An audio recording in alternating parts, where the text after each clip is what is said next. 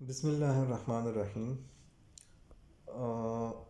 आज हमारे topic of discussion में कुछ छोटे छोटे टर्म्स हैं जिसको क्लियर करना ज़रूरी है। इससे पहले हमने एडीज टॉनिक पीपल के बारे में डिस्कस किया था, हार्नर सिंड्रोम के बारे में हमने डिस्कस किया था, और आर्गन रोबर्टसन पीपल के बारे में हमने डिस्कस किया। तो उससे पहले हमने एनाटॉमिकली प्यूपल की जो साइज़ और आयरस के जो मसल्स हैं, sphincter pupillary and dilator pupillary, and उसकी कंट्रैक्शन और रिलैक्सेशन की वजह से जो प्यूपल का साइज़ डिफरेंस होता था, और उसकी जो नर्व सप्लाई थी वो भी हमने डिस्कस की थी। और हमने ये भी डिस्कस किया था कि स्पेंक्टर पिपिलरी मसल की जो नर्व सप्लाई है वो पैरासिम्पैथेटिक नर्व सप्लाई है जो मिड ब्रेन में थर्ड क्रेनियल नर्व के साथ स्पेंक्टर पिपिलरी को सप्लाई करती हैं। उसके साथ साथ सेलियरिस मसल्स को भी सप्लाई करती हैं। इसी तरह डायलेटर पिपिलरी मसल्स को जो सप्लाई है वो बेसिकली सिंपैथेटिक नर्व सप्लाई है जो जिसकी ओरिजिनेशन हाइपोथैलेमस से होती हैं, और वो फिर हमने डिस्कस किया था कि नीचे जाके सेलियोस्पाइनल सेंटर ऑफ बज जो C8 से लेके T3 तक हमारे पास वो एक रीजन था, वहाँ पे इसकी प्री गेंग्लियानिक फाइबर्स जो हैं वो टर्मिनेट होते थे, फिर पोस्ट गेंग्लियानिक फाइबर्स इमर्ज होते थे, और फिर सुपीरियर सर्वाइकल गेंग्लियन में वो टर्मिनेट होते थे। एंड थर्ड ऑर्डर न्यूरॉन जो सिंपैथेटिक के थे फिर वहाँ से ओरिजिनेट होके इंटरनल कैरोटिड आर्टरी के साथ आके हमारे फिर ऑर्बिट में एंटर होके सप्लाई करते थे हमारे डायलेटर पिपिलरी मसल्स को और मोलर मसल्स को। तो हमने हार्नर सिंड्रोम में भी उसकी लीजन्स और डिफेक्ट्स डिस्कस किए थे। अब ये जो कुछ टर्म्स है ये डिस्कस करना ज़रूरी हैं। तो उसमें पहला टर्म है एन आइसोकोरिया। तो एन आइसोकोरिया का मतलब ये है कि difference in the pupal of both eyes. अगर दोनों आइज़ के प्यूपल के साइजेस में डिफरेंस हो तो इसको हम एन आइसोकोरिया कहते हैं। नॉर्मली दोनों जो प्यूपल होते हैं उसमें डिफरेंस नहीं होता, क्योंकि दोनों प्यूपल की जो नर्व सप्लाई है वो ब्रेन की तरफ से हैं। तो अगर ब्रेन कोई डायरेक्शन देगा तो बायलैटरली दोनों आइज़ को वो डायरेक्शन में लेगा। लेकिन कभी कभी किसी डिज़ीज़ की वजह से, किसी पैथोलॉजी की वजह से, या किसी ड्रग्स की वजह से एक प्यूपल जो है या वो डायलेट नहीं कर सकता या कंस्ट्रक्ट नहीं कर सकता, वो परमानेंटली डायलेट होता है या परमानेंटली कंस्ट्रक्ट होता है किसी टाइम तक। तो इसी कंडीशन को हम एन आइसोकोरिया कहते हैं। So the condition in which the people of the condition in which the pupil of the eyes are not of equal size.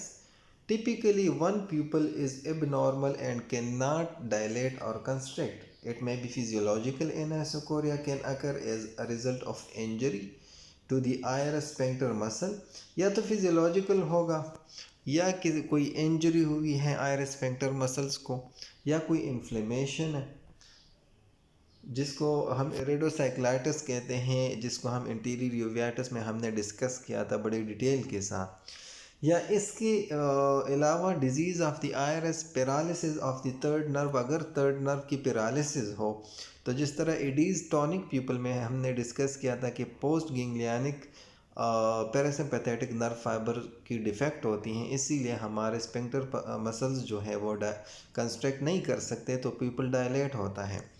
इसी तरह एंगल क्लोजर ग्लाकोमा की वजह से भी हो सकता है, जो स्फिंक्टर पिपिलरी मसल उसकी पैरालिसिस उसकी वजह से हो सकती है, या रिलेटिव पिपिलरी ब्लॉक की वजह से ये कंस्ट्रक्ट नहीं हो सकता। और ग्लाकोमा में हमारे पास फिक्स ओवल डायलेटेड प्यूपल होता है। कोई और डिजीज़, सिस्टेमिक डिजीज़ भी हो सकती हैं लाइक डायबिटीज़, सेफेलिस, ये सब हमने डिटेल में डिस्कस किए हैं। और accidentally drug installation into the I, like हमने हमने वो एट्रोपिन, माइड्रेसिल वगैरह डाली हैं एक आई में तो वो डायलेट हुई हैं, या किसी दूसरे आई में हमने पायलोकार्पिन डाली हैं तो वो कंस्ट्रिक्ट हुए हैं। तो ड्रग की वजह से भी इसकी एनाइसोकोरिया आ सकता है। अच्छा, एक और टर्म है मल्टीपल पोलिकोरिया या पोलिकोरिया, जिसमें हमारे पास एक प्यूपल से ज़्यादा प्यूपल हो आयरस में। इसका ये मतलब है कि आयरस में एक होल नहीं बल्कि ज़्यादा होल हो, दो या दो से ज़्यादा हो, तो इसको हम पोलिकोरिया कहते हैं। फिर अक्लूडेड प्यूपल आता है, अ कंजेनिटल और acquired pupillary membrane that obstruct the pupal. तो ये एक प्यूपल पे एक मेम्ब्रेन होता है जो प्यूपल को ऑब्स्ट्रक्ट करता है। ये एज के साथ खुद रिमूव हो जाता है, लेकिन कभी कभी ये परसिस्ट करता है, इसीलिए इसको हम परसिस्टेंट प्यूपिलरी मेम्ब्रेन भी कहते हैं।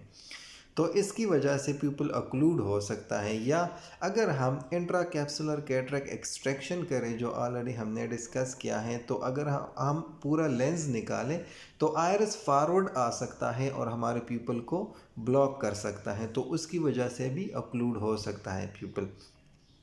या बाकी जो रेटिनोब्लास्टोमा एक ट्यूमर है, वो भी जब प्रोग्रेस करता है तो उसकी वजह से भी प्यूपल अक्लूड कर सकता है। इसके अलावा एक और टर्म है secluded pupil, a complete posterior synecdoche that separates the interior and posterior chambers of the anterior compartment। तो हमारे पास इस कंडीशन में टोटल पोस्टीरियर साइनिकी होता है, मतलब आयरस जो है वो लेंस के साथ 360 डिग्री पे अटैच होता है, और पोस्टीरियर साइनिकी ज़्यादा कॉमन है एज़ कम्पेयर टू इंटीरियर साइनिकी। हमने इंटीरियर यूवियाटिस में भी ये पढ़ा था। और इसकी वजह से जब पूरा प्यूपल जो है ब्लॉक हो जाता है तो आईयूपी भी राइज हो सकती हैं और आयरस बॉम्ब भी हो सकता है। इसके अलावा एक और टर्म है जिसको हाइपस कहते हैं। तो abnormal rhythmical variation in the size of the pupil independent of the intensity of light falling on the eyes, it is usually seen in various disease of the nervous system। ये अगर हमारे nervous system में problems हैं तब ये जो है abnormal, इसकी जो डायलिटेशन या कंस्ट्रक्शन है वो एबनॉर्मल होंगे। डायलिटेशन कंस्ट्रक्शन होगी लेकिन एक दूसरे से थोड़े से डिफरेंट होंगे, और ये बेसिकली सेंट्रल नर्वस सिस्टम के प्रॉब्लम से हो सकता है। अक्सर मतलब ज़्यादातर कनेक्टेड वहाँ से हैं, तो इसीलिए प्रॉब्लम भी वहाँ से हो सकती हैं। एक और टर्म है जिसको हम फिक्स प्यूपल कहते हैं, a pupil that does not react either to light और ऑन कन्वर्जेंस और एन एकोमोडेशन। तो फिक्स प्यूपल वो होता है कि जो ना तो लाइट को रिस्पॉन्ड करें, मतलब जब लाइट उस पर हम डालें तो वो कंस्ट्रिक्ट ना हो जाए, या अगर हम नज़दीक में देख रहे हैं तो नज़दीक में नॉर्मल एकोमोडेशन होता है, लेकिन फिक्स प्यूपल जो है ये कंस्ट्रिक्ट नहीं होता। तो ये लाइट को भी रिस्पॉन्स नहीं देता और एकोमोडेशन को भी रिस्पॉन्स नहीं देता। नॉर्मली ये दोनों को रिस्पॉन्स देता है, लेकिन जब कोई कंडीशन, कोई एबनॉर्मेलिटी आ जाती है तब ये रिस्पॉन्स नहीं देता, इसीलिए इसको हम फिक्स प्यूपल कहते हैं। माइड्रेसिस किसको कहते हैं? Dilatation of the pupal. Dilatation हम फिजियोलॉजिकल भी कर सकते हैं। डायलिटेशन नॉर्मली जब हम डार्क रूम में चले जाते हैं तो नॉर्मली हमारे जो प्यूपल है वो डायलेट हो जाते हैं। जब हम लाइटिंग कंडीशन में आ जाते हैं तो हमारे प्यूपल जो है कंस्ट्रिक्ट हो जाते हैं।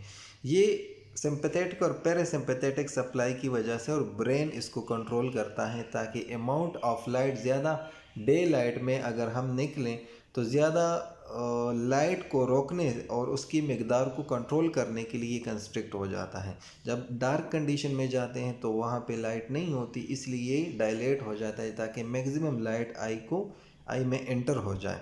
तो ये नॉर्मली इस तरह होता है। और इसके अलावा the condition of an eye having an abnormally large pupil diameter 5 millimetre in daylight. अगर ये 5 मिलीमीटर डे लाइट में ज़्यादा है तो इसको हम माइड्रियासिस कहते हैं। ठीक है, तो इसमें वजह यह है कि ड्रग्स की वजह से भी हो सकता है और पैरालिसिस की वजह से भी हो सकते हैं। So the condition may be due to trauma to paralysis of the sphincter pupillae muscles, या due to drug mydriatic, atropine, homatropine, जो ऑलरेडी हम यूज़ करते हैं डायलिटेशन में और फंडोस्कोपी में, उसकी वजह से भी माइड्रेसिस हो सकता है। To adaptation to darkness, dark room में जब हम इंटर होते हैं तो नॉर्मली हमारे प्यूपल डायलेट हो जाते हैं। या थर्ड नर्व पॉलिसी में जब पैरासिम्पैथेटिक डिफेक्ट हो जाए, वो जो सप्लाई डिफेक्टेड हो जाए, तो हमारे स्फिंक्टर पिपिलरी मसल जो है वो कंस्ट्रिक्ट नहीं होंगे, तो माइड्रिएसिस होगा, डायलेटेशन ऑफ द प्यूपल होगा। मियोसिस किसको कहते हैं? बेसिकली मियोसिस वो टर्म है जिसमें हम कहते हैं कि हमारे प्यूपल कंस्ट्रिक्ट हुए हैं। So contraction of the pupil or condition in which the pupil is very small 2 millimetre और लेस इन डायमीटर, 2 मिलीमीटर या इससे कम हो तो इसको हम मियोसिस कहते हैं। It can be brought about by a spasm of the sphincter muscle और by the effect of miotic drug, eserine, neostigmine, pilocarpine. ये वो ड्रग्स हैं जो हम एंगल क्लोजर ग्लाकोमा में यूज़ करते हैं, ताकि हम जब प्यूपल को कंस्ट्रिक्ट करें तो वहाँ पे आयरस का बेस जो है, रूट जो है, वहाँ पे जो एंगल है वो थोड़ा सा खुल जाए। तो जब हम ऐसे ड्रग्स यूज़ करते हैं, इसकी वजह से प्यूपल कंस्ट्रिक्ट हो जाता है। या जब हम लाइटिंग कंडीशन में निकलते हैं तो नॉर्मली हमारा प्यूपल कंस्ट्रिक्ट हो जाता है, तो इसको हम मियोसिस कहते हैं। और in certain spinal disease or any stimulation of the parasympathetic supply to the eye. Meiosis occur naturally when doing close work or when stimulated by light. जिस तरह हमने डिस्कस किया है कि प्यूपिलरी कंस्ट्रक्शन जो है दो चीज़ों पे डिपेंडेंट है नॉर्मली।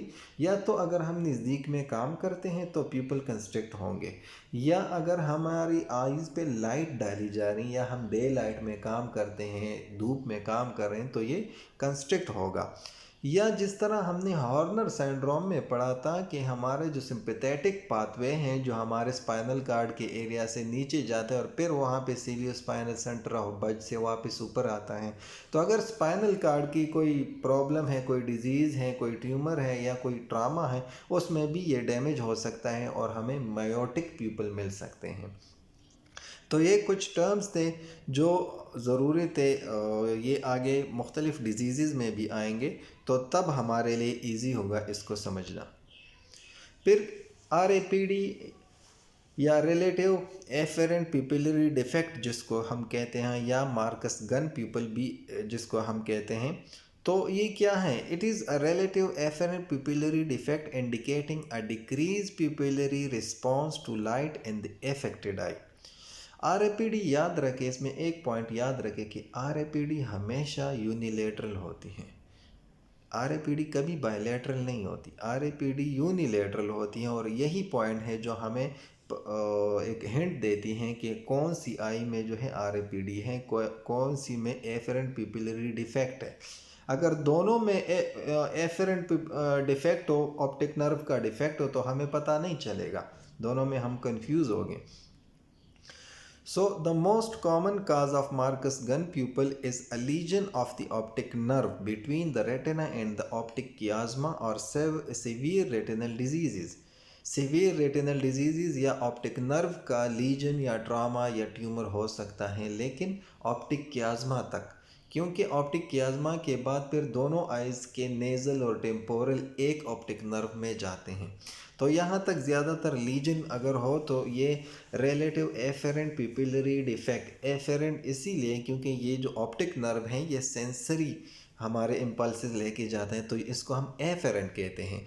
थर्ड क्रेनियल नर्व जो ब्रेन से रिस्पांस लेके आता है, हम उसको ईफेरेंट कहते हैं। तो अगर एफेरेंट डिफेक्ट है, तो फॉर एग्जांपल अगर राइट आई में डिफेक्ट है, तो राइट आई में हमारी रिस्पांस नहीं जाएगी ब्रेन तक। तो दोनों आई, अगर हम राइट आई पे लाइट डालते हैं तो दोनों आईज़ जो है वो रिस्पांस नहीं शो करेंगे, मीन कि पीपल कंस्ट्रक्ट नहीं होंगे। लेकिन अगर हम लेफ़्ट आई पे लाइट डालते हैं तो दोनों आईज़ कंस्ट्रक्ट होंगे। इसका ये मतलब हुआ कि लेफ़्ट आई का एफरेंट पाथवे ठीक था और एफरेंट तो दोनों का ठीक था, इसीलिए तो रिस्पांस शो किया।